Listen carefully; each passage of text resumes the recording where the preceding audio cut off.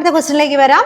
A fruit seller treats unripe fruits with a hormone for uniform ripening during transport. Which property of this hormone makes it especially suitable? ഇപ്പം unripe ഫ്രൂട്ട്സിനെ ripen ചെയ്യിക്കാൻ നമ്മൾ എത്തിലീനാണ് നാച്ചുറലിയും അതുപോലെ ethylene നമ്മൾ ഉപയോഗിക്കുന്നു എന്നൊക്കെയുള്ളത് നമുക്ക് നന്നായിട്ട് അറിയുന്നതാണ്.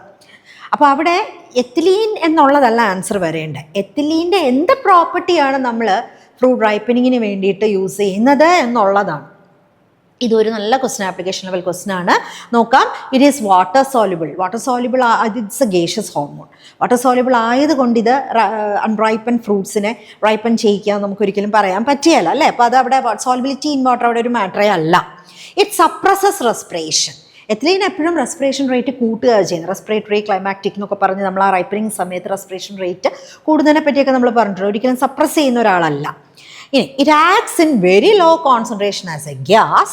It promotes seed dormancy. Seed dormancy promote ചെയ്യുന്നത് കൊണ്ട് എന്താണ് ഫ്രൂട്ട്സിൻ്റെ റൈപ്പനിങ് നടക്കുന്നു എന്നൊന്നും നമുക്ക് പറയാം. അതുകൊണ്ട് ഒരു ബന്ധമില്ല. അപ്പോൾ അതുകൊണ്ട് ആ ഒരു ഓപ്ഷൻ നമുക്ക് മാറ്റി നിർത്താം. അപ്പോൾ this is the reason, this is the answer.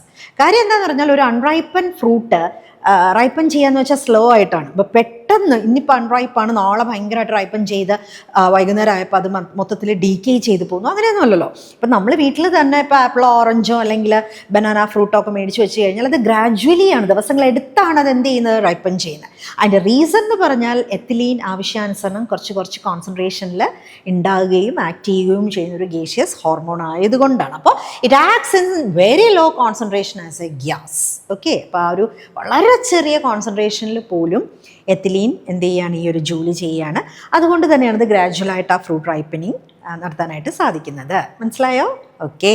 അപ്പോൾ ആൻസർ ഇവിടെ ഏത് വരും? C option.